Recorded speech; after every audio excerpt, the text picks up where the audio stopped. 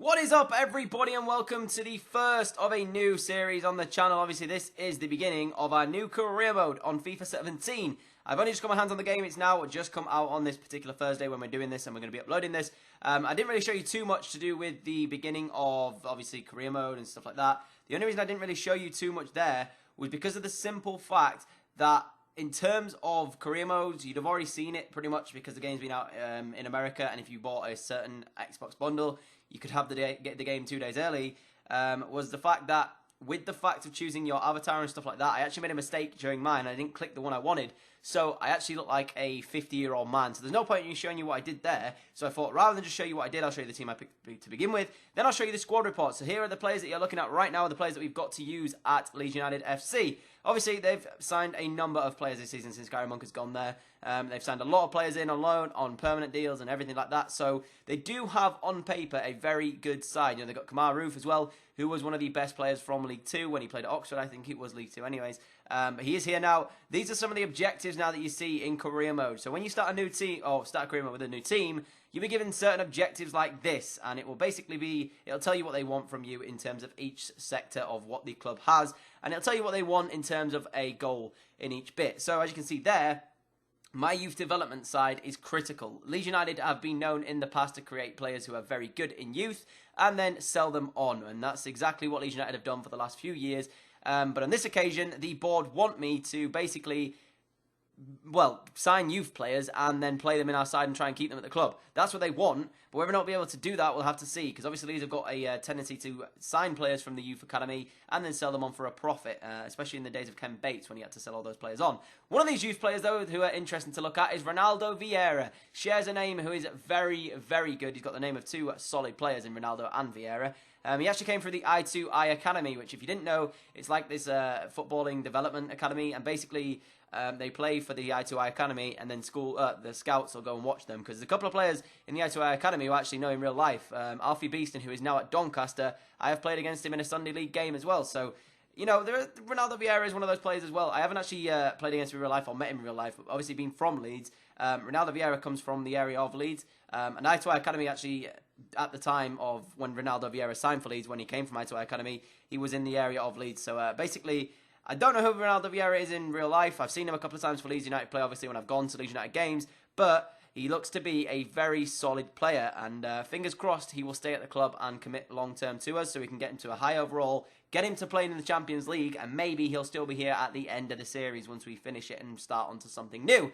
But, like I always do with every career mode, we always sim the beginning of the game in terms of like the fixtures that are friendlies, because I just don't have any interest in playing them, in all honesty, and I know last year at Leicester I did play the opening few games, but that was because the game felt different. This year the game feels very different. I'll talk about that in a bit. But I don't tend to play friendlies. It's just a waste of time. And at the time of recording this, I was on EA Access, which, by the way, I got EA Access and I didn't even play the full 10 hours. I got it and I only played about 2 hours, and simply I didn't have time to play the EA Access. I got it. And when I got on it, I played it literally in one go, which is this recording you're seeing, and the next episode of recording. Played 2 hours, and that was it. That's all I did. I didn't play the journey. I didn't do anything because I didn't have the time to do it. So that's the only reason why this video didn't come out way back. This is why I've waited until the full game's out, so then I know for sure that I'll have time and I'll be able to then play it even more and record as many as I want to record, not have to worry about time or anything like that. And at the time I got pulled off to do something else, so that's the only reason why I didn't do that. But if I'd have got to the final of the friendlies, you know, this cup thing, I would have played it and tried to win it, but I just didn't get there in the end. We ended up getting knocked out by 2 defeats in a row, I think, and we end up getting knocked out of it. Yeah, we're starting second, I think, with the win, but then I think Pescara beat us here.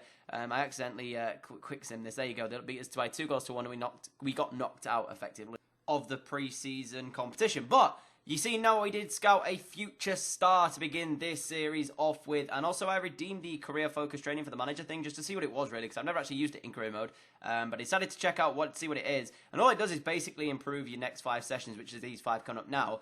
It did do a lot of work for Ronaldo Vieira, as every single stat apart from agility grew an overall there in that one, as we redeemed that manager 5-game or 5-session upgrade thing. But yeah, it's nice to see that we've got nice growth coming out of Ronaldo Vieira, because I do want him to be one of these players that we have for the remainder of this series. Well, I want him to sort of be here for every single episode. He may not feature in every single episode, but I want him to still be at the club for every single episode if possible, unless obviously a better side comes in and we just can't say no to the offer, or if he requests to leave the club, that'll be another thing that will stop him from being at the club. But you're going to see a lot of training in one go here because I just simply didn't have a game. Which is a bit disappointing because all you're seeing now is me training Ronaldo Vieira as he went up to 65 overall from his 63 that he began with at the start of this series. In the same episode, within the space of about 5 minutes of the episode, we've got him from a 63 to a 65. So it's nice to see his growth is going well. And maybe he'll be the best player at the club in a few, well, maybe this year in terms of the first season. If not, he'll definitely probably be the best player at the club in the second season. Because I think the highest rated at the moment is possibly Rob Green. Oh, it's Janssen, but he's on loan, so he doesn't really count. In terms of an actual permanent player, I think it's Rob Green actually at the club, who is currently the highest rated player at 74.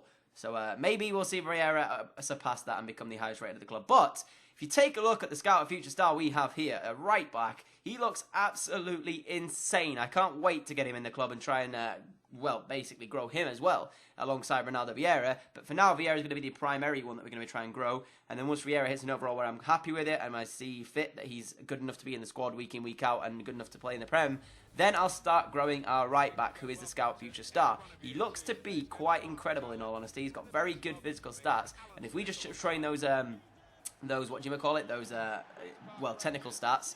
That's what the word I'm looking for. If we train those technical stats up, then there's no reason why we can't play him out on the wing, because I do like playing right backs and left backs that you get from the youth academy. Because I don't know if you noticed it, but in about FIFA 14, sometimes you get left backs and right backs that would have absolutely unbelievable technical abilities alongside the fact that they could defend. A bit like Gareth Bale has got in real life, because obviously he started as a left back and he's been pushed up now, and he's quite possibly one of the best world's best attackers in terms of going forward. So if I could do the same with that right back that we've got at the club here, then we'd be looking at a very good winger to come in the next few years, and fingers crossed that he has a good skill move, because I didn't actually check out, see what height he was or what feet foot he's got or what skill moves he's got. I just sort of left him there and just thought, you know what, he's 15, we can't actually do anything with him just yet. We're going to have to wait and see until he hits the age of 16 when we can get him into the side, what he's going to be like when he's playing.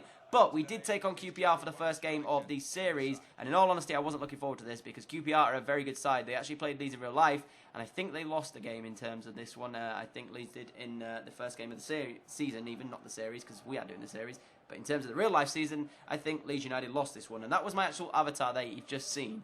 Like I said, I made a mistake when I was doing an avatar, which is why you haven't actually seen it in this episode. I chose the wrong one, it just didn't work out, and yeah, that's what happened basically. That was the side we named though, Kamaru with Chris Wood and Sacco up top with, I think it was Ronaldo Vieira, Pablo Hernandez. Oh no, Pablo Hernandez is the best player at the club at 76.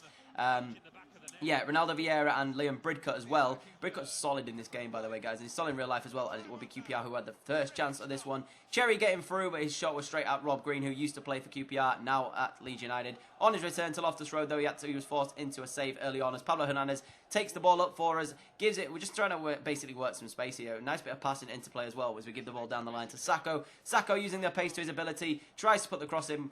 He puts a good ball in, as I think it's Chris Wood. It might not have actually been Chris Wood. It might have been Pablo Hernandez, I think, actually. Tries to get a strike away, but it's well defended. In the 24th minute, we whip the corner in, and Liam Bridcut is there with the header to make it 1-0 to us in this game. And it was nice to see that I've actually scored from the new corner system thing. I'm not a fan of it, to be honest. I'm not a fan of that or the new penalty system in this FIFA. It's going to take a long time for me to get used to it.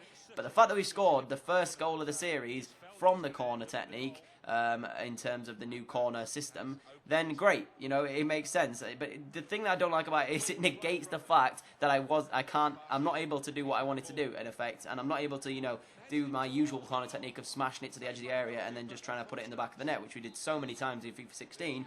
That now doesn't work, so I'm pretty disappointed as we create another chance for ourselves in the 40-something minute of this game.